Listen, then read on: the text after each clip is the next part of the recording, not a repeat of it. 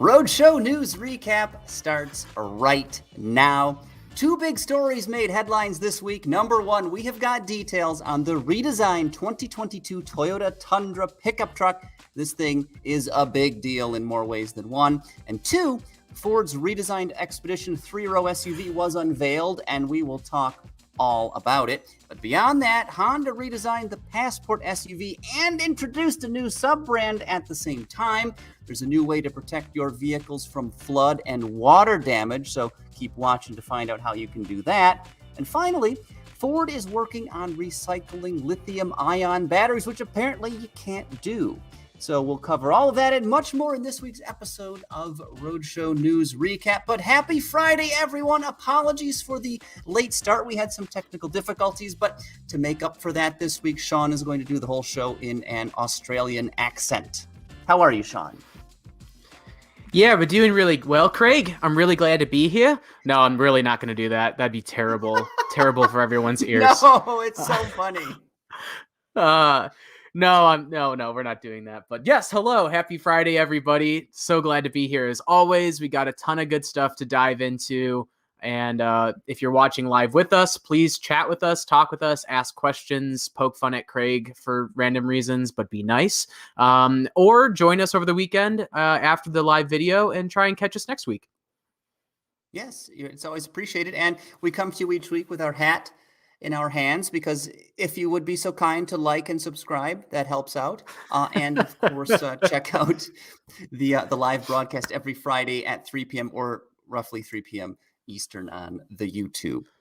So yes, thank you very much. And Tundra, biggest story of the week, Sean. This only took 14 years, but we've got only 14 years. Only 14 years. It's crazy. Just in the blink of an eye, we got a new Toyota Tundra, everybody.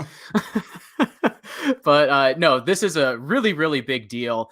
And actually, just before we were going live, I was kind of thinking, before we dive into the specs and stuff like that, I'm like doing a cannonball into the Tundra. Is this actually a really, really great time for Toyota to launch the new Tundra? And I ask that rhetorically, sort of, in a way, because this is a time when there aren't enough semiconductor chips to go around. It's very difficult to find a Silverado, an F-150, a Ram 1500. You know, what if all of a sudden Toyota has some inventory and they're like, hey guys, over here, we got a brand new pickup truck. And maybe they actually get some people who typically would never look at a Tundra to be like, yeah, it'll do. It could be a stroke of genius, actually, assuming they can get enough chips to build them. Yeah, right? Just dumb luck. But yeah, if they can get the chips it takes to build these things, and like you said, they can have inventory on the lot, people may be considering a switch there. Especially when you take the historical quality factor into account. If you've had another truck and maybe it didn't last quite as long, you may be, your eyes might be wandering off to the side. They're looking at your local Toyota store, and maybe that Tundra will meet your needs.